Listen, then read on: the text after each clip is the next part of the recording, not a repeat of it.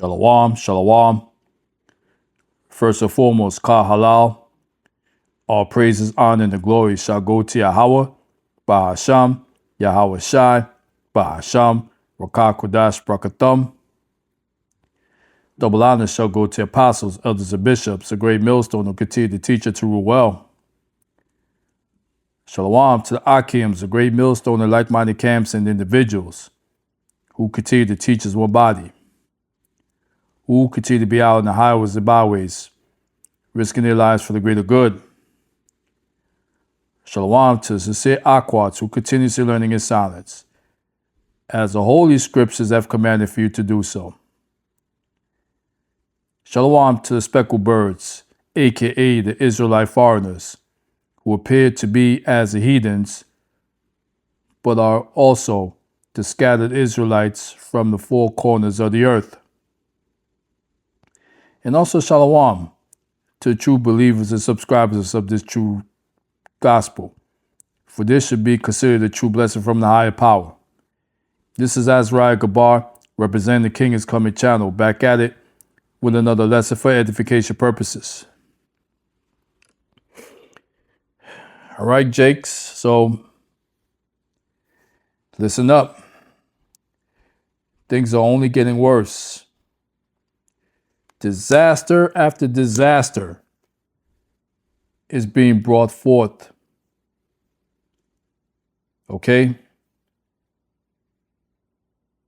Because of the iniquities of the heathens, mainly the Edomites, and even for you 2/3 Jakes that participate in their follies.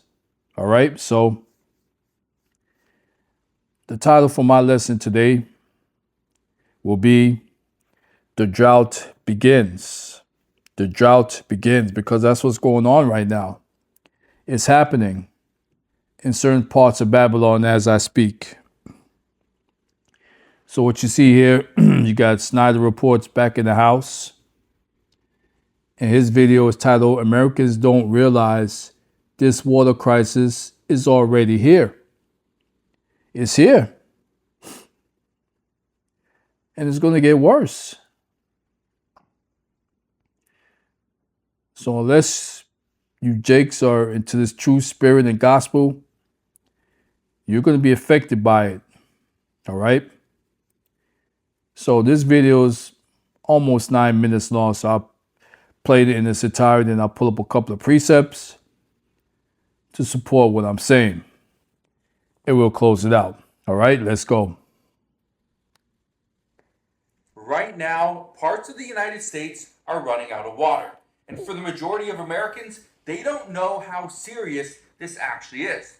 But the truth is this, that cities are already restricting water usage. Some are saying that you can't water your lawns between this time and this time. Others say no more washing your car at your own property. There's a lot of issues happening right now. I want to explain what's going on because experts say this could get much worse in just the next several months. But look at this right here. It says, though this right here is the U.S. Drought Monitor. Look at this right here. Okay? So you can see these areas right here in the dark red, that is the extreme drought. Okay? In the red, that is severe drought. In the yellow, that is abnormally dry. And here's the issue. That is covering much of the United States.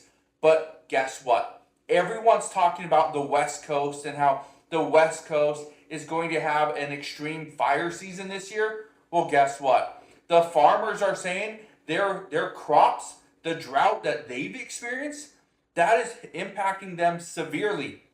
But it's the majority of southern states, not the West Coast. Again, I'm going to show it to you one more time. These are the states that are being impacted the most here, not over here on the West Coast. That's the reason why I'm bringing it to your attention. Everyone thinks, oh, it's just the West Coast. They'll be fine. Everyone thinks, oh, the West Coast is just California. No, it's not.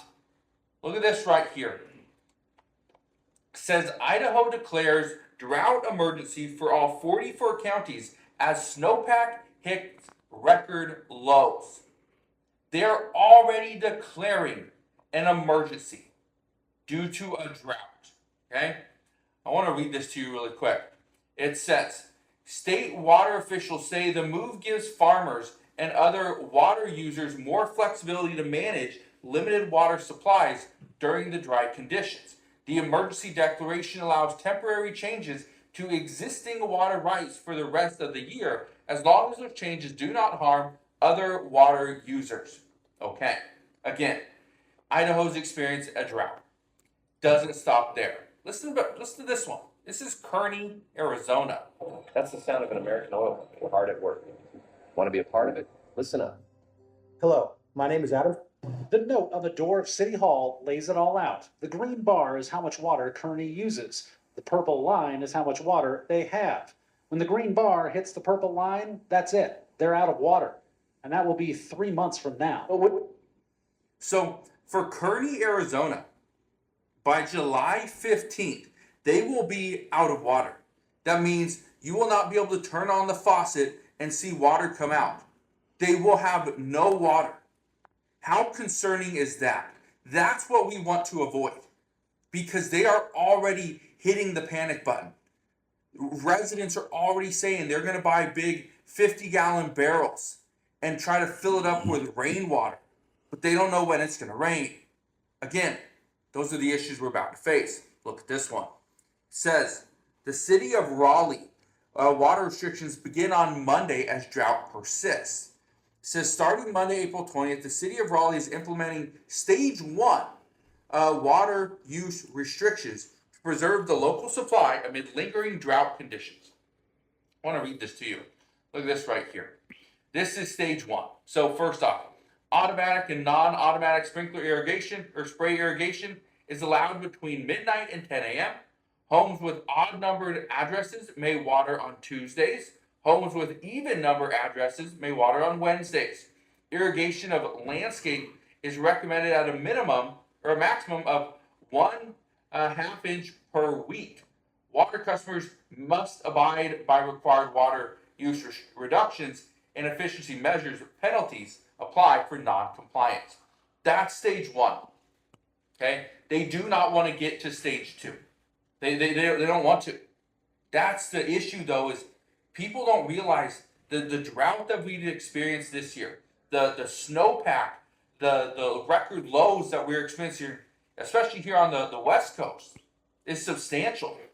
And again, it's a huge problem. I want to show you something, though. Look at this article right here.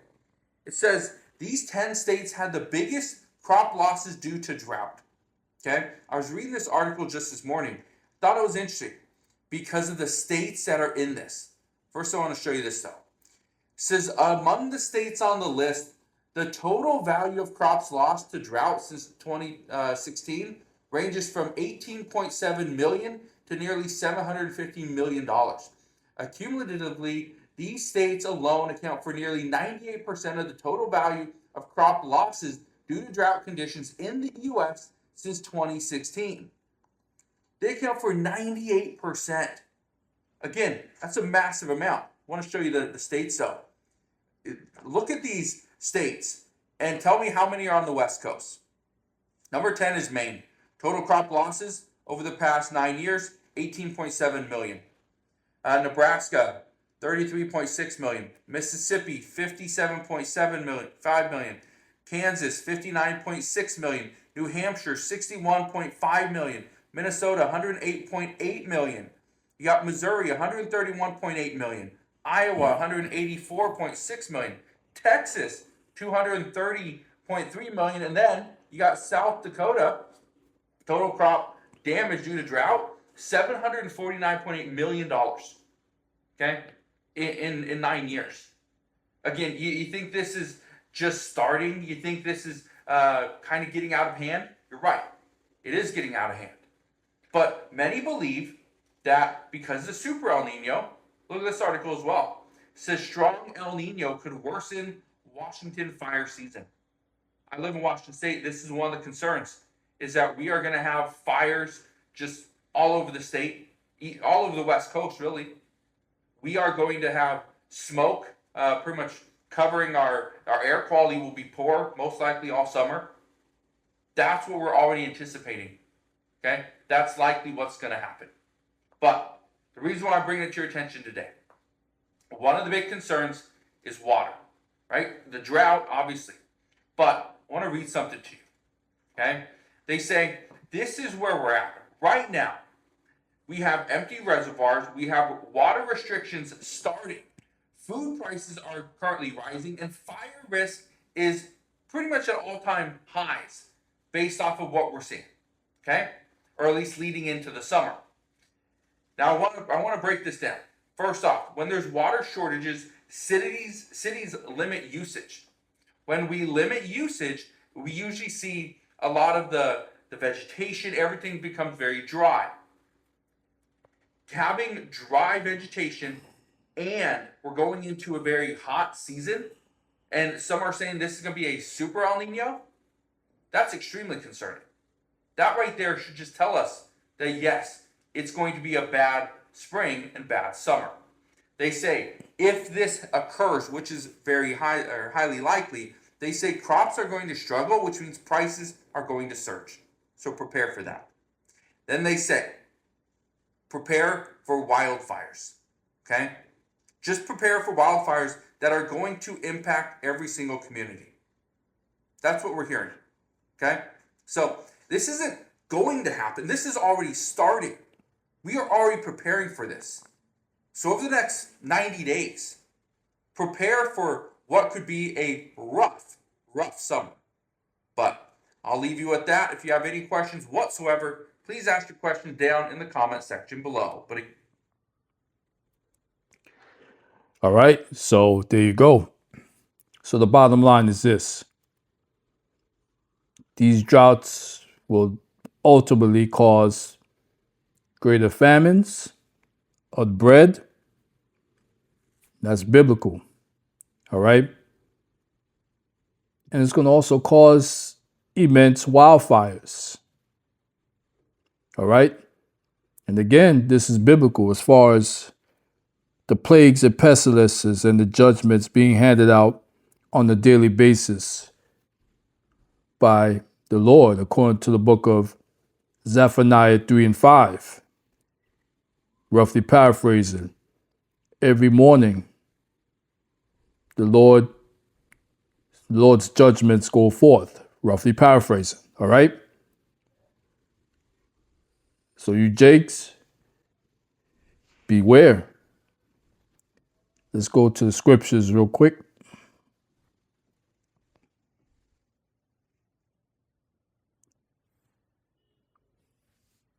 So when we get to the book of Job, chapter 12:14, it reads, behold, he breaketh down. And who would that he be? None other than the Lord, Yahweh, Ba'asham Yahushai. And it cannot be built again. He shut it up a man, and there can be no opening. Here's the point, verse 15. Behold, he withholdeth the waters, and they dry up. Also he sendeth them out, and they overturn the earth. Woo! Okay? So that element of the H2O or water, it can serve dual purposes. Okay? The water can be very beneficial to humankind, and it can also be detrimental. Remember about that first flood, the first death back in the time of Noah. That was water, okay? That destroyed the first earth or the first world, all right? So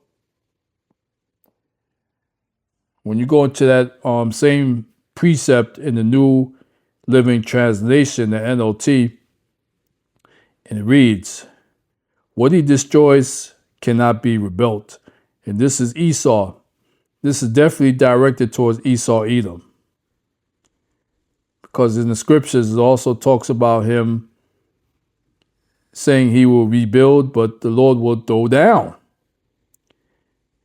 When he puts someone in prison, there is no escape. If he holds back the rain, the earth becomes a desert. If he releases the waters, they flood the earth. Okay? So just keep this in mind, you jakes, as these last days get worse and worse, which is good for us, the 1/3 of the hopeful elect. Because I say it before and I say it again, this is what we want. Just get it over with. Usher out this wicked world of Esau, Edom, and usher in the true kingdom of heaven. All right?